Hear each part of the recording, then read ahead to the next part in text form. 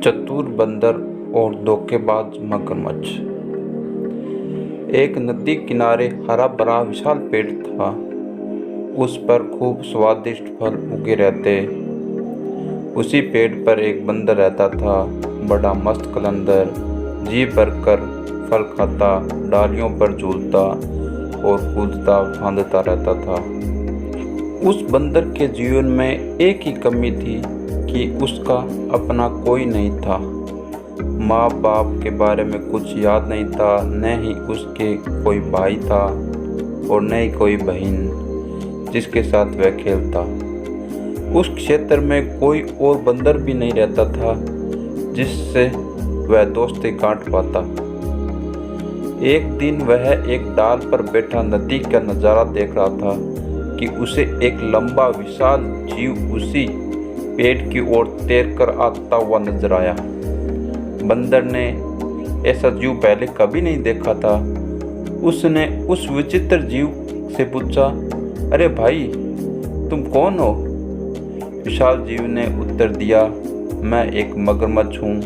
नदी में इस वर्ष मछलियों का अकाल पड़ गया है, बस भोजन की तलाश में घूमता घूमता इधर आ गया।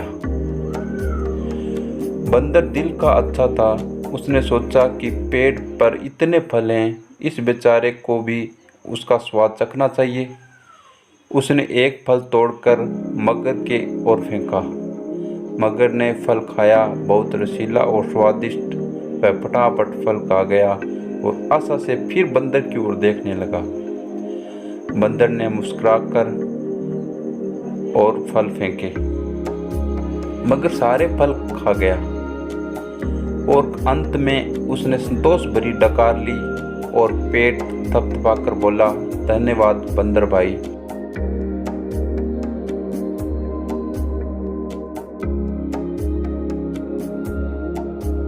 खूब थक गया हूँ, अब चलता हूँ। बंदर ने उसे दूसरे दिन भी आने के लिए न्योता दे दिया। मगर दूसरे दिन आया। बंदर ने उसे फिर फल खिलाए। इसी प्रकार बंदर और मगर की दोस्ती जमने लगी। मगर रोज आता, दोनों फल खाते खिलाते, गपशप मारते। बंदर तो वैसे भी अकेला रहता था। उसे मगर से दोस्ती करके बहुत प्रसन्नता हुई। उसका अकेलापन दूर हुआ। एक साथी मिला। दो मिलकर मौज मस्ती करे तो दुगना आनंद आता है। एक दिन बातों बातों में पता लगा कि मगर का घर नदी के दूसरे तट पर है, जहाँ उसकी पत्नी भी रहती है।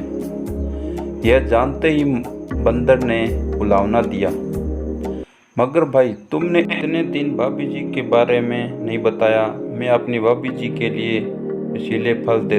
तुम भी अजीब निकट्टू हो, अपना पेट भरते रहे और मेरी भाभी के लिए कभी फल लेकर नहीं गए। उस शाम बंदर ने मगर को जाते समय ढेर सारे फल चुन कर दिए। अपने घर पहुंचकर मगरमच्छ ने वह फल अपनी पत्नी मगरमच्छनी को दिए। मगरमच्छनी ने वह स्वाद भरे फल खाए और बहुत संतुष्ट हुई।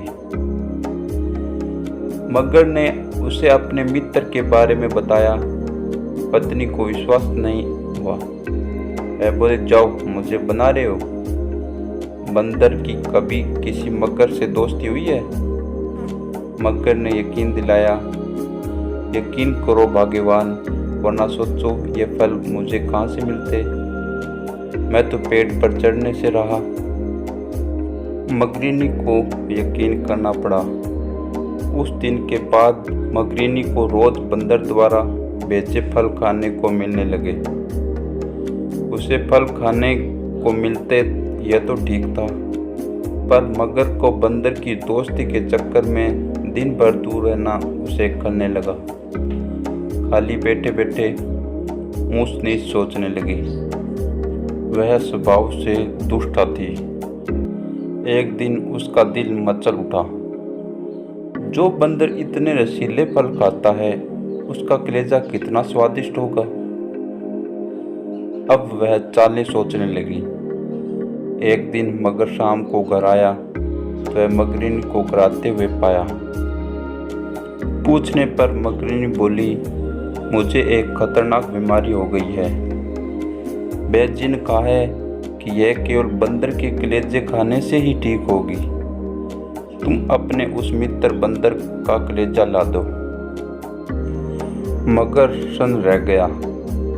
वह अपने मित्र को कैसे मार सकता है? न, यह नहीं हो सकता।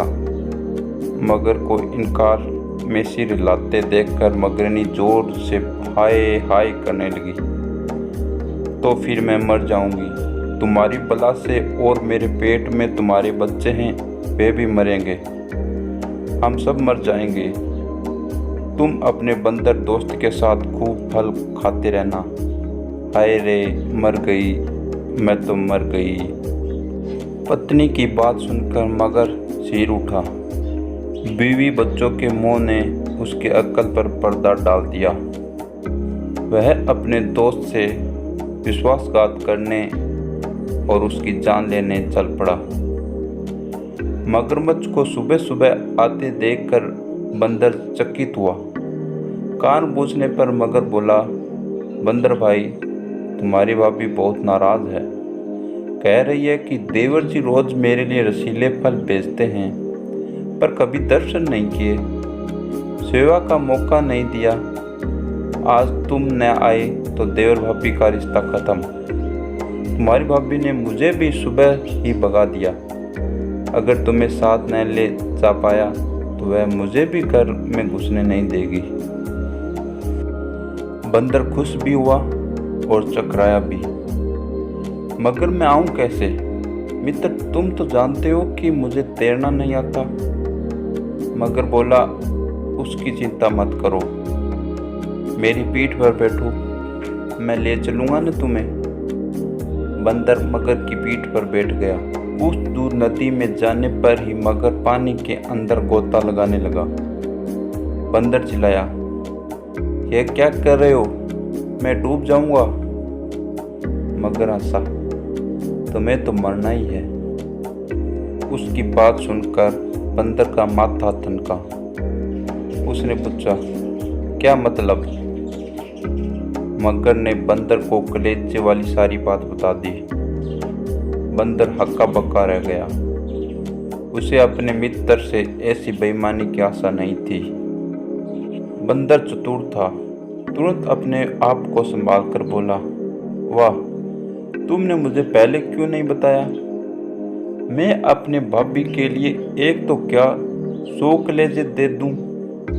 पर बात यह है कि मैं अपना कलेजा पेड़ पर ही छोड़ आया हूँ। तुमने पहले ही सारी बात मुझे न बताकर बहुत गलती कर दी है। अब जल्दी से वापस चलो ताकि हम पेड़ पर से कलेजा लेने चलें। देर हो गई तो भाभी मर जाएगी, फिर मैं अपने आप को कभी माफ नहीं कर पाऊंगा। अक्ल का मोटा मगरमच्छ उसकी बात सच मानकर बंदर को लेकर वापस लौट चला। जैसे ही वे पेड़ के पास पहुंचे, बंदर लपक कर पेड़ की डाली पर चढ़ गया और बोला, मूर्ख, कभी कोई अपना कलेजा बाहर छोड़ता है? दूसरों का कलेजा लेने के लिए अपनी खोपड़ी में भी भेजा होना चाहिए। अब जा और अपनी दुष्ट बीवी के साथ बैठकर अपने कर्मों को रो। ऐसा कहकर बंदर तो पेड़ की टहनियों में लुप्त हो गया और अक्ल का दुश्मन मगरमच्छ अपना माथा पीटता हुआ लौट गया।